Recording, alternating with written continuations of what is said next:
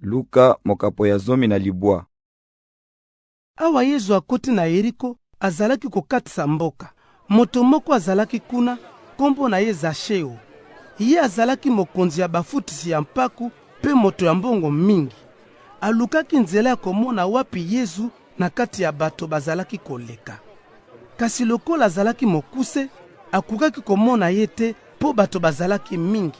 Bongo akeyi mbangu liboso pe amati na nzete ya sikomore pona komona Yesu mpamba te ye alingaki koleka kuna. Tango Yesu akomi esika wana, atali na likolo mpe alobi na ye: Zasheo, kitanoki, mpona sengeli kolala lelo na ndako na yo. Zasheo akiti noki pe ayambi ye na esengo. Bato nyonso oyo bamonaki makambo wana bazalaki kotonga Yesu mpe balobi: Moto oyo akei kolala na ndako ya moto ya masumu. Zasheo atelemi mpe alobi na mokonzi Yesu: Mokonzi, tala, nakokabola biloko na ngai na katikati, pe nakopesa ndambo mosusu na bato bakelela. Pe soki naibaki moto na mayele, nakozongisela ye mbala mine.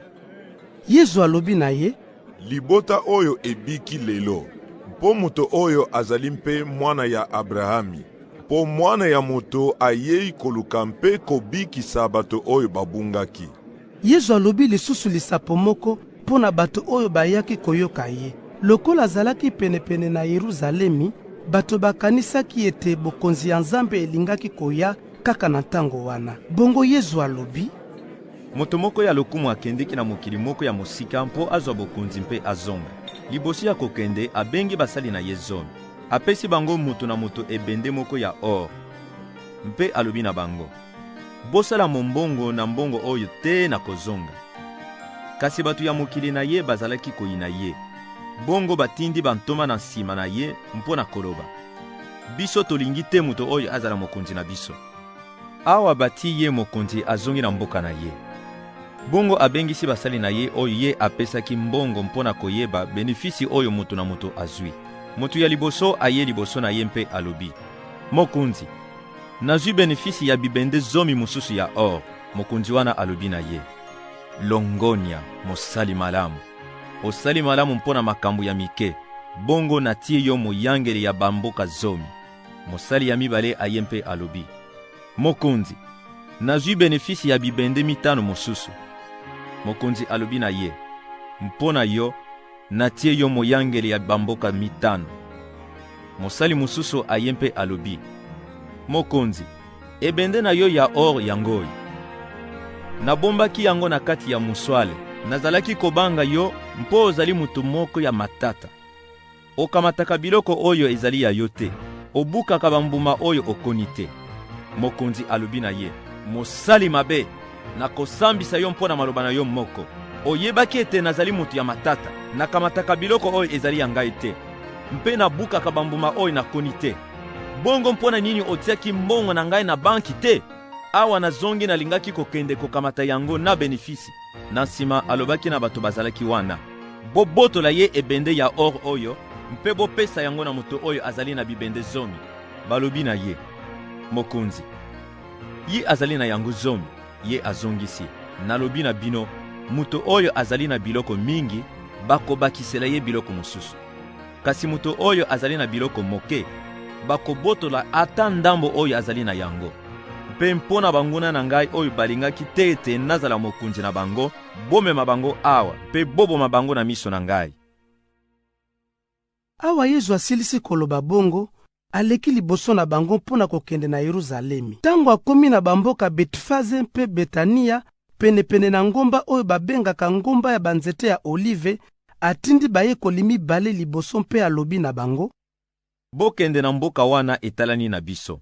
Ntango bokokoma kuna, bokomona mwana ya mpunda bakangi na nsinga.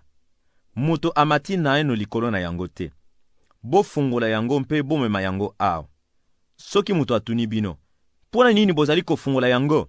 Boloba na ye: Mokonzi azali na mposa na yango. Bayekoli wana bakei mpe bamoni makambo nyonso lokola Yesu alobelaki bango. Tango bazalaki kofungola mwana ya mpunda, bankolo na yango balobi: Pona nini bozali kofungola mwana punda oyo? Bango bazongisi: Mokonzi azali na posa na yango. Na nsima bamemi mwana ya mpunda epai ya Yesu. Batandi bilamba na bango likolo ya mpunda pe bafandisi Yesu.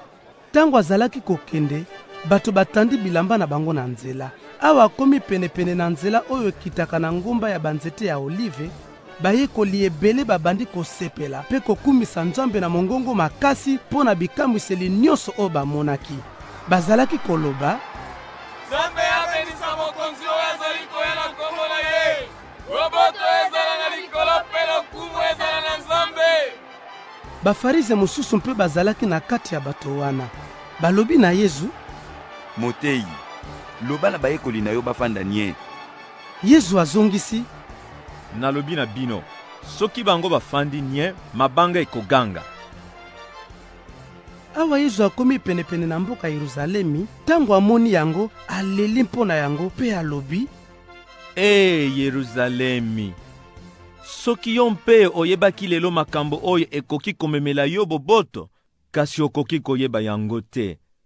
Mpo mikolo ekoya, banguna na yo bakotimola terase mpe bakotonga lopango monene mpo na kokangisa yo bipai nyonso.